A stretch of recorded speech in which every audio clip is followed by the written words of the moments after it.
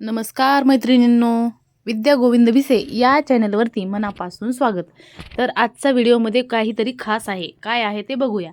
तर मी प्रत्येक व्हिडिओमध्ये म्हणत असते की माझ्या भैयाच्या शेतातून हे दिलं ते दिलं. तर सांगायचं तात्पर्य असं की भाऊजाईनं तो व्हिडिओ पाहिला आणि त्यांना असं वाटलं मी सगळं आणून देते आणि सगळं श्रेय मात्र माझ्या भावाला.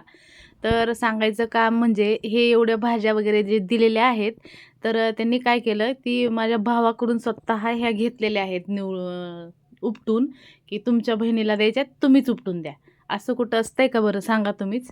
तर सांगायचं म्हणजे की मग माझ्या भावानं बहिणीच्या प्रेमासाठी मायेसाठी एवढ्या भाज्या स्वतः शेतातून आणून दिलेल्या आहेत आणि या पिशवीत भरून खरंच असं मायेचा जिव्हाळा असतो बहीण भावाच्या नात्यामध्ये. त्याचप्रमाणे माझ्या भावाने बहिणीसाठी अशा छान प्रकारे भाज्या बायकोनं सांगितलं तुम्ही स्वतः जाऊन आणा, मी आणून देणार नाही.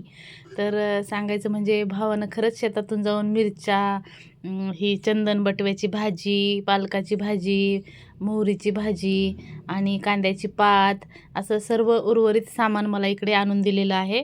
तर तुम्ही या व्हिडिओच्या माध्यमातून ते बघू शकतात. ते माझी सासूबाई बॅगमधून बाहेर काढत आहेत. आणि घोळाणा करायला थोडीच ह्याची भाजी दिलेली आहे, हरभऱ्याची. ती सासूबाईंनी दिली ती. मग त्या बोलल्या की ह्या सगळ्या भाज्या एकाच दिवशी कशा करणार, मग ही आपण हरभऱ्याची भाजी वाळवायला घालूया. मी ठीक आहे म्हटलं. तर बघू शकता तुम्ही माहेरून असं बॅग भरून आली तर माणसाला किती आनंद वाटतो. मग जे नाते मानलेले असो, अगं रक्ताचे असो, जीव लावला की लावला. तर अशा पद्धतीने त्यांच्याकडे जे काही शेतामध्ये येत असतं ते माझ्यापर्यंत दोघं मिळून नवरा बायको पोहोचवत असतात. तर सांगायचं तात्पर्य असं की एक हसी मजाकमध्ये असतं की माझ्या भावानं असं केलं, भाऊजाईनं तसं केलं. भाऊजाई पहिल्यांदा घरून आणून देत असते, नंतर भाऊ इकडं आणून देण्याचं काम करत असतो.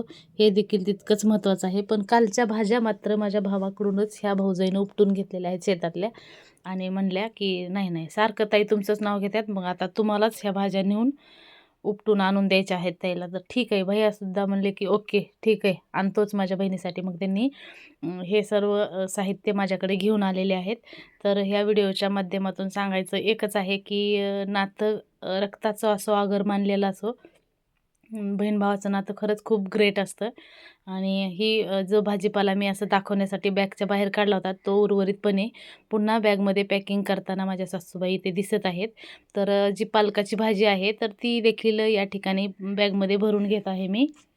तर आणि ही आहे मोहरीची भाजी आणि बाकीच्या ज्या भाज्या होत्या मिरची, आणि तसेच कांद्याची पात होती. इकडे हरभऱ्याची भाजी असते तर त्याची देखील मोकळी भाजी छान होते. त्याला घोळाणा म्हणतात आमच्याकडं, तुमच्याकडं काय म्हणतात? आणि ही आहे चिलाची भाजी किंवा मग ह्याला चंदन बटवा देखील आमच्याकडे म्हणतात. तर जागा बदलली की भाषा बदलते असंही असतं. तर तुमच्याकडे काय म्हणतात या भाज्यांना ते नक्की कॉमेंट करून सांगायला विसरू नका. आणि हो, जर तुम्हाला माझा हा व्हिडिओ आवडला असेल तर जास्तीत जास्त लाईक, शेअर, सबस्क्राईब करा आणि नोटिफिकेशनचे बटन ऑन करा, जेणेकरून मी अपलोड केलेले सर्व काही व्हिडिओ तुमच्यापर्यंत लवकरच पोहोचतील. पुन्हा भेटूया पुढील व्हिडिओमध्ये. तोपर्यंत धन्यवाद. श्री स्वामी समर्थ.